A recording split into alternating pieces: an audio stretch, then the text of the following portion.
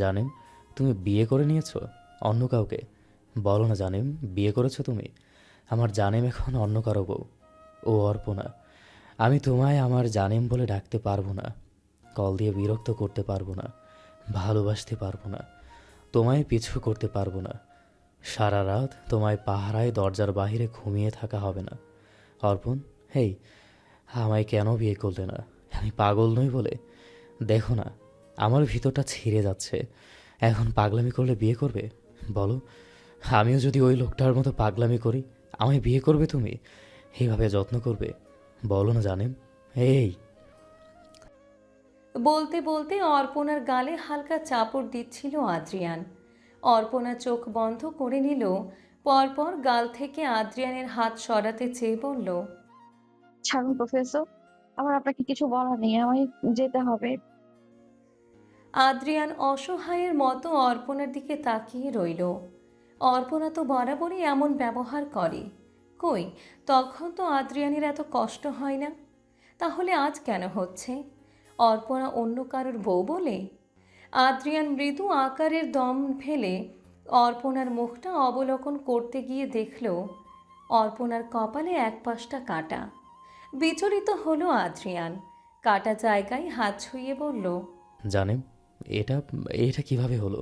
তোমার কপাল কেটেছে কিভাবে? ইস, জায়গাটা কালো হয়ে আছে। কি করো এসব? নিজের যত্ন নেও না কেন? বলতে বলতে জায়গাটাতে হাত বোলাতে লাগলো। আদ্রিয়ানের এই বিচলিত কণ্ঠ, কান্না ভেজা স্বর, কোনোটাই দ্বীপের বলা সামান্য ব্যথা শব্দটার কাছে পৌঁছাতে পারেনি। দ্বীপ যখন ওর কপালে স্পর্শ করেছিল, তখন মনে হয়েছিল কেউ তাকে আদরের সাগরে ভাসিয়ে দিচ্ছে। কিন্তু আদ্রিয়ানের ছোঁয়ায় তেমন কিছুই পেল না অর্পণা। তার শুধু দ্বীপের কথা মনে পড়ছে। এখানে এসেছে ঘন্টা খানিক হবে। লোকটার ঘুম ভেঙে যাওয়ার আগেই তাকে ফিরতে হবে, নয়তো উঠে যদি পাগলামি করে। জোর খাটিয়ে আদ্রিয়ানের থেকে দূরে সরে গেল। ওদের কথার মাঝেই শোনা গেল আরশাদ জামানের তাচ্ছিল্য স্বর। কপালের আঘাতটা কিভাবে পেলে? নিশ্চয়ই তোমার ওই সকল পাগল স্বামী দিয়েছে। এটাই লেখা আছে কপালে। আজ কপাল পাঠিয়েছে, কাল জীবনটা ধ্বংস করে ছেড়ে দিবে। অর্পণার রাগ এবার আকাশ ছুঁলো। কেউ কেন তার হাজবেন্ডকে পাগল বলবে? উনি যদি পাগলও হয়, তাহলেও কেউ বলতে পারবে না, অর্পণা বলতে দিবে না। সে আবারও বাবার বিপরীতে গিয়ে বলল, পাপা, সাবধান করে দিচ্ছি, খবরদার কেউ আমার হাজবেন্ডকে পাগল বলবে না। বললাম তো, ওর নামে জীবনটা কোরবান করে দিয়েছি আমি। এবার সে আমায় মারুক, কাটুক, প্রয়োজনে মেরে ফেলুক, আমার কোনো আপত্তি নেই। আমি আমার কিছু ড্রেস, বই আর গিটারটা নিয়ে যাচ্ছি। যেগুলো নিজের টাকায় কেনা সেগুলোই নেব। আজকের পর তোমার 4 আনা পয়সাও আমি ইউজ করবো না পাপা। যেদিন মন পরিবর্তন করে আমার হাজবেন্ডকে মানুষ রূপে দেখতে পারবে, সেদিন আমায় দেখো। আমি তোমার অপেক্ষায় থাকবো। কথাটা বলে আবারও রুমের দিকে পা বাড়াতে নিলে আদ্রিয়ান ওকে পেছন থেকে জড়িয়ে ধরল। মাথার উপর থুতনি ঠেকিয়ে চোখের পানি ছেড়ে দিয়ে বলল, জানেম, তুমি তো বলেছিলে কখনো বিয়ে করবে না, একা থাকবে। তাহলে এখন বিয়ে করলে কেন? বলো। তুমি যেও না জান, তোমার পায়ে ধরে। হ্যাঁ, আমাকে এভাবে নিঃস্ব করে দিও না, মরে যাব আমি। তোমাকে ভালো না বেসে একটা নিঃশ্বাস ত্যাগ করাও আমার পক্ষে অসম্ভব। জানেম, ও জানেম, শুনো না, আমায় এত বড় শাস্তি দিও না। জানেম, আদ্রিয়ান মরে যাবে। আপনাকে ছাড়া আদ্রিয়ান মরে যাবে, ট্রাস্ট মি। অর্পণা সেসবে কান দিল না। জোর প্রয়োগ করে আদ্রিয়ানের হাত থেকে নিজেকে ছাড়িয়ে আবারও রুমের দিকে পা বাড়াতেই আদ্রিয়ান হাঁটু গেড়ে মেঝেতে বসে অর্পণার কোমর জড়িয়ে ধরে বলল, দয়া করো জানেম, আমায় এত বড় শাস্তি দিও না। আমি সত্যিই মরে যাব। তুমি তো তুমি তো আমাকে পছন্দ করতে বলো, করতে তো। আজ কেন করছো না? আমার একটা ভুলের জন্য 2 বছর ধরে তোমার কাছে পড়ে আছি। মাফ করে দাও না, আমায় ছেড়ে যেও না জানেম। মরে যাব, আমি সত্যিই মরে যাব। আদ্রিয়ানের কথা শুনে অর্পণার মানসপটে ভেসে উঠল 4 বছর আগের একখানা দৃশ্য। কিশোরী বয়স ছিল অর্পণার। তখন তাদের অবস্থাটা বিপরীতে ছিল না? অর্পণার জায়গায় ছিল আদ্রিয়ান, আর আদ্রিয়ানের জায়গায় অর্পণা। উপস, সে সব ভাবতে চায় না অর্পণা। ওসব বিরক্তিকর টপিক নিয়ে ভাবনা চিন্তা করতেও তার লেম লাগে। অর্পণা তার কোমর থেকে আদ্রিয়ানের হাত সরাতে চাইল, আদ্রিয়ান ছাড়ল না, আরও শক্ত করে জড়িয়ে ধরে বলল, মাফ করে দাও জানেম, সেদিন ভুল করেছিলাম। আমি যেই ভুলটা করেছি সেই ভুল তুমিও করো না জান। আমার করা ভুলে তুমি বেপরোয়া তৈরি হলেও তোমার প্রত্যাখ্যানে আমি পাগল হয়ে যাব, মরে যাব আমি। দয়া করো জানেম, আমায় ছেড়ে যেও না। আদ্রিয়ানের পাশাপাশি নিজেও মাটিতে হাঁটু গেড়ে বসল অর্পণা, ঠোঁটে তার বিদ্রূপের হাসি। অর্পণা আদ্রিয়ানের বুকের বাম পাশে আঙুল তাক করে বলল, কষ্ট হচ্ছে? এখানে ব্যথা ব্যথা ফিল হচ্ছে না? আমারও হয়েছিল। আমি সেদিন কেঁদেছিলাম, তাও আপনার থেকে কয়েকশো গুণ বেশি। আপনি আমার কোমর জড়িয়ে ধরেছেন, অথচ আমি আপনার পা ধরে বসেছিলাম। আপনি সেদিন আমার দিকে ফিরেও তাকাননি। এক ঘর মানুষের সামনে সেদিন অপমানের সাগরে ডুবিয়ে দিয়েছিলেন আমায়। আজ আমারও মায়া হচ্ছে না। এই যে 2 বছর আমার পেছনে সময় নষ্ট করলেন, আমার বড্ড আফসোস হচ্ছে। এটুকু সময় যদি আপনি আপনার ফিয়ন্সেকে দিতেন, তাহলে এতদিনে তার বাচ্চার বাবা হয়ে যেতেন। যাই হোক, সেসব কথা বাদ। আমাকে আমার হাজবেন্ডের কাছে ফিরতে হবে। ওনার ঘুম ভেঙে গেলে খুঁজবেন আমায়, না পেলে চিৎকার চেঁচামেচি করবেন। অর্পণার মুখে বারবার হাজবেন্ড শব্দটা সহ্য হলো না আদ্রিয়ানের। সে অর্পণার গাল আঁকড়ে কপালে কপাল ঠেকিয়ে বলল, প্রতিশোধ নিচ্ছ? ওকে নাও, আবারও এক ঘর মানুষ জমাই চলো। সবার সামনে আমি তোমার পা ধরে কাঁদবো, অনেক অপমানিত হব। তাও ছেড়ে যেও না। ও জানেন, যেও না গো।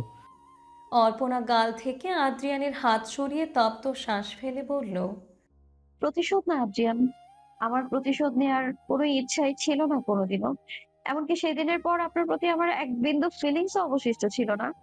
আপনাকে আমি বলেছিলাম না আদি, অপর্ণা যেমন ভালোবেসে পায়ে পড়তে পারে, তেমনি ঘৃণার সাগরে ডুবিয়েও দিতে পারে। তবে আপনাকে আমি ঘৃণা করতে পারিনি, হয়তো ভালোবাসতাম বলে পারিনি। ঘৃণা করিনি বলে এটা ভাববেন না যে অপর্ণা আজও আপনাকে ভালোবাসবে। গত 2 বছরেও যখন ভালোবাসার ফিলিংস আসেনি, ক্ষমা করতে পারিনি, কোনোদিন পারবোও না। আর যদি একা থাকার কথা হচ্ছে, আমি সত্যি আজীবন একা থাকতাম, এখনো থাকবো। আপনার কি মনে হয় পারোর জায়গায় দীপ আমায় মেনে নেবে? নেবে না। ও পারোকে খুব ভালোবাসে। বুঝতেই তো পারছেন, কেউ কাউকে কতটা ভালোবাসলে পাগল হয়ে কবরস্থানে পড়ে থাকতে পারে। সেই ভালোবাসার কাছে আমার মতো একটা অভদ্র, অশুভ, বেপরোয়া নারীর কেয়ার গুলো তো কিছুই না। অর্পণার কথা শুনে আরশাদ জামান তেতে উঠে বললেন, জানার পর ওই পাগলের ঘরে ফিরে যাবে তুমি? আমি যেতে দিব না। তুমি আজীবন একা থাকো, আরিয়ানকে না মানো, ওই তবু ওই পাগলের কাছে তোমাকে যেতে দিব না আমি। আবারও পাগল বলায় অর্পণা রেগে কিছু বলতে নিবে, তখনই ওর ফোনটা শব্দ তুলে বেজে উঠল। পকেট থেকে ফোনটা বের করতেই দেখল বিহান কল করেছে। অর্পণার ভয় হলো। সে তাড়াহুড়ো করে কল রিসিভ করতেই শোনা গেল বিহানের অশান্ত স্বর। অর্পণ, কোথায় তুমি? জোহান তোমায় না পেয়ে পাগলামি করছে, ভাঙচুর করছে, কাউকে কাছে ঘেঁষতে দিচ্ছে না। ওর হাত। আর শুনতে পেল না অর্পণা, তার আগেই ওর ফোন থেকে ফোন কেড়ে নিয়ে কল কেটে দিলেন আরশাদ জামান। অর্পণা ক্ষিপ্ত দৃষ্টিতে বাবার দিকে তাকিয়ে ফোন নিতে চাইলে আরশাদ জামান মেয়ের হাত চেপে ধরলেন। অর্পণা হাত ছাড়াতে চেয়ে অশান্ত কণ্ঠে বলল, ছাড়ো পাপা, আমার এখন যেতে হবে। উনি ভয় পাচ্ছেন, ভাঙচুর করছেন। আমি না গেলে শান্ত হবে না। পাপা ছাড়ো না প্লিজ। আরশাদ জামান শুনলেন না সেসব। ওকে টেনে ওর রুমের সামনে নিয়ে গিয়েও থেমে গেলেন। না, এই রুমে রাখা যাবে না। এই রুমে রাখলে অর্পণা পাইপ বেয়ে নিচে নেমে যাবে। অগত্যা নিজের রুমে নিয়ে গিয়ে ভিতরে ফেলে বাহির থেকে দরজা আটকে দিলেন। দরজা আটকাতে দেখে অর্পণা তাড়াহুড়ো করে দরজার কাছে গেল। দরজা ধাক্কাতে ধাক্কাতে বলল, পাপা, পাপা, ওপেন দ্য ডোর পাপা। ওরা আমার প্রয়োজন। আমার বোন মানুষটা কষ্ট পাচ্ছে পাপা। ও ভাঙচুর করলে ওর হাত কেটে যায়। তোর পায়ে ধরি পাপা, যেতে দাও আমায়। উফ আল্লাহ, দিকে হেফাজতে রাখুন পাপা। ও পাপা, খুলো না প্লিজ। না খুলে কিন্তু আমি সুইসাইড করবো, ট্রাস্ট মি। মরে যাবো আমি পাপা। পাপা। ওপাশ থেকে রাগে গজগজ করে উঠলেন আরশাদ জামান। অত্যন্ত রূঢ় স্বরে বললেন, মরে যা, তোর মতো বেয়াদব মেয়ে আমার চাই না। যে মেয়ে একটা পাগলের জন্য পাগলামি করে, সে মেয়েকে নিজের হাতে কেটে নদীতে ভাসিয়ে দিব, তবু ওই পাগলের কাছে যেতে দিব না। পাপার অনড় ভঙ্গিতে বলা কথাগুলো শুনল অর্পণা। সে যতখানি স্ট্রিক্ট তার চেয়েও কয়েক গুণ স্ট্রিক্ট তার পাপা। এখন অর্পণা মরে গেলেও পাপা ডোর ওপেন করবে না। অগত্যা কোনো উপায় না পেয়ে ভিতর থেকে দরজা আটকে জানালার কাছে গেল। অর্পণাদের ফ্ল্যাটটা 3 তলায়। এটা যদি তার রুম হতো তাহলে সে মিনিটেই পাইপ বেয়ে নিচে চলে যেতে পারত, কিন্তু এটা তো পাপ্পার রুম। এটা ফ্ল্যাটের পেছন দিক হওয়ায় 2 তলা পর্যন্ত পাইপ সিস্টেম থাকলেও লাস্ট 1 তলা পুরোটা ফাঁকা। এদিক দিয়ে নামতে হলে 1 তলা থেকে লাফ দিতে হবে। অর্পণা আর কিছুই ভাবতে পারল না। তার চোখের সামনে শুধু দ্বীপের নিষ্পাপ মুখটা ভাসছে।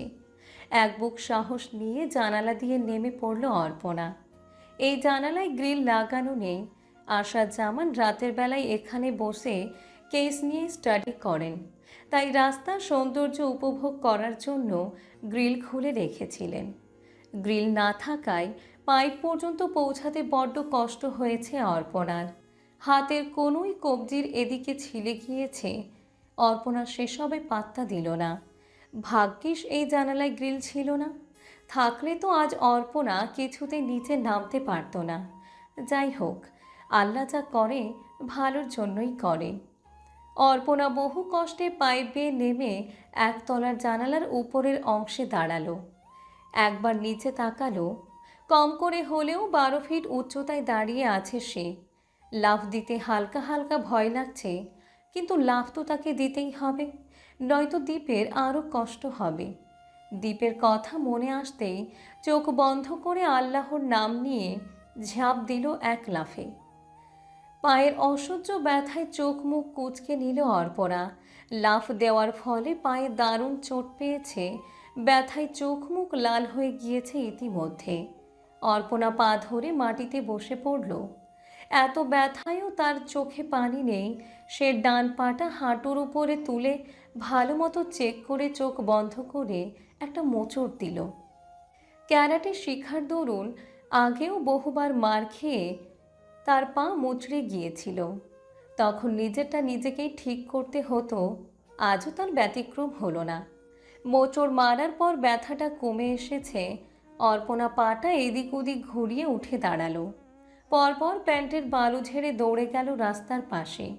এদিকটায় 2টো রাস্তা, একদিক দিয়ে বড় গাড়ি চলাচল করে, অপর পাশ দিয়ে রিক্সা ভ্যান চলাচল করে। অর্পণাদের বাড়ি থেকে মির্জাবাড়ি পৌঁছাতে হেঁটে গেলে 8 ঘন্টা রাস্তা, আরও বেশিও লাগতে পারে। অগত্যা যেতে হলে রিক্সা দিয়েই যেতে হবে। টাকা আছে কিনা চেক করতে পকেটে হাত দিতেই মনে পড়ল সে ফ্রেশ হওয়ার সময় রুমে ওয়ালেট ফেলে এসেছে। বিরক্ত হলো অর্পণা। সব ঝামেলা একসাথে আসতে হলো। পকেটে কোনো খুচরো আছে কিনা চেক করতেই একটা 1000 টাকার নোট বেরিয়ে এলো। অর্পণা সেটা সামনে আনতে দেখল এটা তার দেনমোহরের টাকা। বিয়ের সময় দ্বীপের পক্ষ থেকে বিহান দিয়েছিল। অর্পণা এটা আবারও পকেটে ঢুকিয়ে রাখল। এই টাকাটা সে ভাঙবে না, থাকুক না এভাবেই। কিছু জিনিস না চাইতেও আমাদের জীবনে মূল্যবান হয়ে ওঠে। অর্পণা পায়ে ব্যথা নিয়ে দৌড়ে বড় রাস্তা পার করে ছোট রাস্তায় গেল। এদিকটায় ভালোই মানুষজন আছে। অর্পণা একটা রিক্সাওয়ালার কাছে গেল। টাকা নেই বলতে লোকটা তাকে নিতে অস্বীকৃতি জানালো। অর্পণা নিজেকে আজ বড্ড অসহায় লাগছে। সে এদিক ওদিক তাকিয়ে একটা পরিচিত মানুষ খুঁজতে ব্যস্ত, যে তাকে এই মুহূর্তে 50 টাকা দিয়ে হেল্প করতে পারবে। অর্পণার ভাবনার মাঝেই কেউ এসে জড়িয়ে ধরল ওকে। পরপর ওর গালে হাত রেখে বলল, পারু, তুমি পারু? কিন্তু পারু তো মারা গিয়েছিল। তাহলে তুমি কে? তুমি আমায় চিনতে পারছো? আমি সিমি। বলো না মেয়ে, তুমি কি পারু? সিমির বলা এতগুলো কথার মাঝে অর্পণা শুধু সিমির নামটাই নোট করেছে। মেয়েটা তার পরিচিত না হলেও পারুর তো পরিচিত, তাই না? নিশ্চয়ই হেল্প করবে। ভেবেই অর্পণা সিমির হাত ধরে বলল, সিমি, তুমি সিমি রাইট? দীপকে চেনো তো, তাই না? আমাকে 50 টাকা ধার দিতে পারবে? নেক্সট দেখা হলে দিয়ে দিব। তুমি বরং আমার ওয়াচটা রেখে দাও। যেদিন তোমাকে টাকা ব্যাক দিব সেদিন এটা ফিরিয়ে দিও। হ্যাঁ, বিক্রি করে দিও না প্লিজ। এটা আমার বার্থডেতে পাপা দিয়েছে। তাড়াতাড়ি দাও না, তাড়াতাড়ি প্লিজ। অর্পণার তাড়াহুড়োতে সিমি বোকা বনে গেলেও দ্রুত ব্যাগ থেকে একটা 100 টাকার নোট বের করে দিল। অর্পণা টাকাটা চেকও করলো না, দৌড়ে গিয়ে একটা রিকশায় উঠে বসলো। মেয়েটার যাওয়ার দিকে অবাক চোখে তাকিয়ে আছে সিমি। এটা কি পারু? কিন্তু পারু তো বেঁচে নেই। সে নিজ চোখে ওর দাফন কাফন দেখেছে। তাহলে এই মেয়েটাকে, দ্বীপের সাথে কি সম্পর্ক তার? মির্জাবাড়ির সদর দরজায় পা রাখতেই পুরো পরিবারের বিধ্বস্ত রূপ দেখে বুকটা মুচড়ে উঠল অর্পণার। দ্বীপের রুম থেকে এখনও ভাঙচুর চেঁচামেচির শব্দ আসছে। অর্পণাকে আসতে দেখে ছুটে এলেন রোমানা বেগম। তিনি অর্পণার হাত ধরে কাতর স্বরে বললেন, আমার ছেলেটা, মা, আমার ছেলেটাকে রেখে কই গিয়েছিলে? তোমার ভরসায় তো ওকে বাড়িতে আনা হয়েছে, তাহলে ওকে রেখে কেন গেলে? ছেলেটাকে এবার শান্ত করব কিভাবে বলো? ঘরের ভেতর যে ঢুকছে তার দিকেই জিনিসপত্র ছুঁড়ে মারছে। ওকে এখন আর শোনার মতো ধৈর্য পেল না অর্পণা। সে সিঁড়ি বেয়ে দৌড়ে নিজেদের রুমের সামনে গেল। দরজার সামনে হুইল চেয়ারে বসে চোখের পানি মুছছেন মাহিদ মির্জা। লোকটাকে এই প্রথম দেখল অর্পণা। ওনার পাশে দাঁড়িয়ে আছে মাথায় ঘোমটা দেওয়া মেধা আর বিহান, সাথে আরও একটা মেয়ে। এই মেয়েটাকে চেনে না অর্পণা। সে একবার মাহিদ মির্জার দিকে তাকিয়ে বলল, চিন্তা করবেন না আঙ্কেল, আমি দেখছি।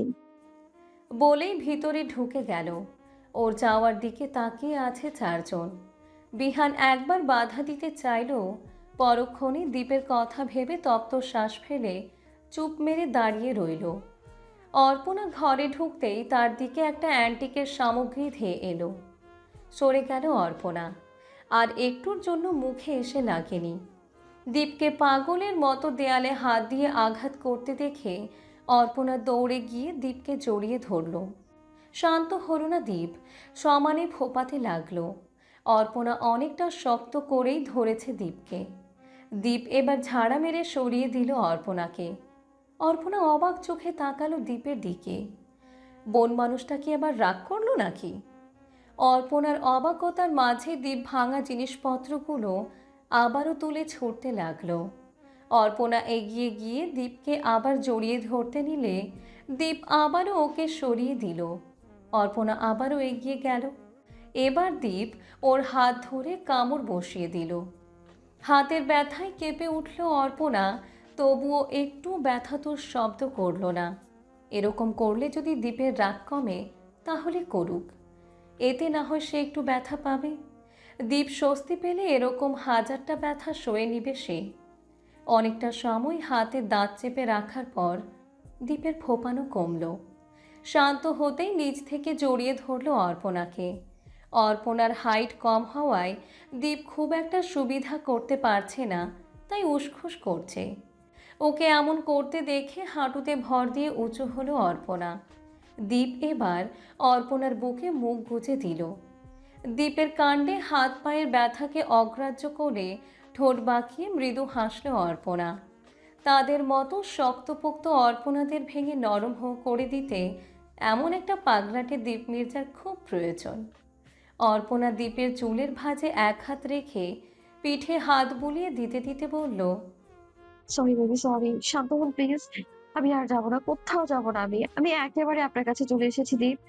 আর কোনোদিনও আপনাকে ছেড়ে যাবো না আমি। কিন্তু যদি কখনো আপনি আমাকে রাখতে না চান তাহলে হারিয়ে যাবো, আর ফিরবো না আমি, সত্যি। সবাই বলে আপনি নাকি সুস্থ হয়ে আমায় ছেড়ে দেবেন। সত্যিই কি দেবেন?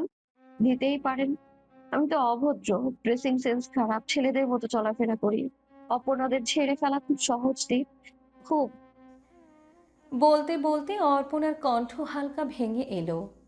আজ বহুদিন পর অতীতের এক ঝলক তাকে ব্যথিত করল। না, ভালোবাসা অর্পণাদের জন্য নয়। অর্পণারা শুধু দুহাত উজাড় করে অর্পণ করতে জানে। এবারেও করবে সে। একজনকে উজাড় করে ভালোবাসা দিয়েছিল, সে নিতে চায়নি, অথচ সে আজ 2 বছর ধরে তার দোরগোড়ায়। অর্পণা আজও ক্ষমা করতে পারেনি তাকে, কোনোদিন পারবেও না। এবার না হয় দীপকে সবটা দিয়ে আগলে রাখবে। তার বিনিময়ে সে কিছুই চায় না, সে শুধু অর্পণ করতে চায়। অর্পণার ভাবনার মাঝে আবারও ফোপাতে লাগলো দীপ। অর্পণাকে অনেকটা শক্ত করে জড়িয়ে বলল, যাবি না, যাবি না, কোথাও যাবি না। অর্পণা মুচকি হেসে দীপকে টেনে তুলতে চাইল। লোকটার হাত থেকে রক্ত ঝরছে, এখনই ড্রেসিং না করলে আগের মতো ইনফেকশন হয়ে যাবে। বহু কষ্টে টেনে তুলল দীপকে, ঠেলে নিয়ে বেডের উপর বসালো। ঘরের অবস্থা নাজেহাল, এদিকে ওদিকে কাঁচ ছড়িয়ে আছে। অর্পণা সন্তর্পণে এগিয়ে গিয়ে ফার্স্ট এড বক্স এনে দীপের পাশে দাঁড়াতেই দীপ আবারও জড়িয়ে ধরল ওকে। অর্পণার পায়ে খুব ব্যথা হচ্ছিল, তাই কোনো উপায় না পেয়ে দীপের হাঁটুর উপরে বসে পড়ল। পরপর ওর একটা হাত টেনে ড্রেসিং করতে করতে বলল, এরকম কেউ করে? ঘরটার অবস্থা করেছেটা কি? এখন এগুলো পরিষ্কার করবে কে? ঘরে তো কাউকে অ্যালাউ করেন না। কেউ এলেই ভয় পেয়ে চেঁচামেচি করেন। যান গিয়ে নিজে পরিষ্কার করুন। এত সুন্দর রুমটাকে জঙ্গল বানিয়ে ছেড়েছেন, বোর মানুষ একটা। রাত 8টা বেজে 3 মিনিট। পুরো রুম পরিষ্কার করে ক্লান্ত ভঙ্গিতে বেডের উপর বসলো অর্পণা। তার পা ব্যথা করছে, করাটা স্বাভাবিক। এতক্ষণ মনের জোর চললেও এখন যেন পেরে উঠছে না। তার একটা ফোনের খুব প্রয়োজন। নিজের ফোনটা তো বাড়িতেই রেখে এলো। কিছুক্ষণ আগে মেধা তার ফোনটা দিয়ে গিয়েছিল। অর্পণা ফোনটা হাতে নিল, ডায়াল ফাংশনে গিয়ে রাত্রির নাম্বার ডায়াল করে কল ঢোকাতে নম্বর বিজি দেখালো। অর্পণা সময় নষ্ট না করে আবার ইরার নম্বরে ডায়াল করলো। সাথে সাথে রিসিভ করলো ইরা। ইরা যেহেতু খ্রিস্ট ধর্মের, তাই সালাম দেয়া নেয়ার প্রক্রিয়া স্থগিত রেখে সোজা সাপটা বলল, যেন আগামীকাল একটু সময় করে রাত্রিকে নিয়ে কিছু ড্রেস, একটা ফোন আর প্রয়োজনীয় প্রোডাক্ট কিনে মির্জা বাড়িতে দিয়ে যায়। গিটারটা না হয় সে পরে কিনে নেবে, আপাতত যা প্রয়োজন তা পেলেই চলবে।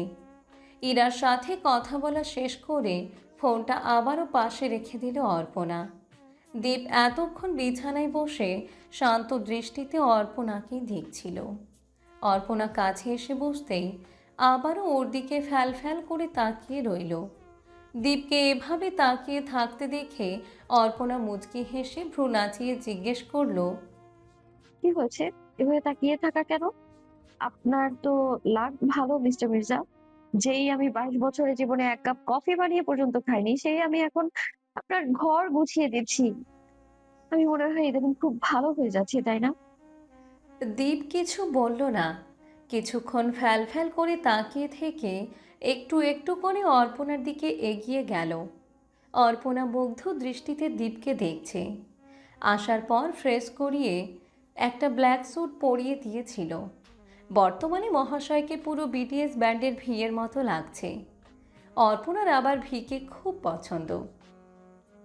মাঝে মাঝে বিটিএস মেম্বারদের পারফরমেন্স দেখা হতো, তখন ওই 7 জনের মাঝে সবচেয়ে বেশি আকর্ষণ করত ভিয়ের ইনোসেন্ট ফেসটা। বর্তমানে দ্বীপের মাঝেও তেমন একটা ইনোসেন্ট ভাইব দিচ্ছে। দীপকে এগিয়ে আসতে দেখে ভ্রু কুঁচকালো অর্পণা। দীপকে এগিয়ে আসতে দেখে ভ্রু কুঁচকালো অর্পণা। দীপ এগিয়ে এসে একদম অর্পণার কাছাকাছি বসে আবারও ওর মুখের দিকে তাকিয়ে রইল। দীপের হাবভাব দেখে কিছু একটা বুঝল বোধহয় অর্পণা। সে সহসাই 2 হাত ভাগ করে দীপকে ইশারা করল। সাথে সাথে ওকে জাপটে ধরল দীপ। এতক্ষণ অর্পণাকে বকাবকি করতে দেখে বড্ড নার্ভাস হয়ে গিয়েছিল বেচারা। ভেবেছে অর্পণা বোধহয় খুব রাগ করেছে, তাই নিজে থেকে ওকে জড়িয়ে ধরতে পারছিল না।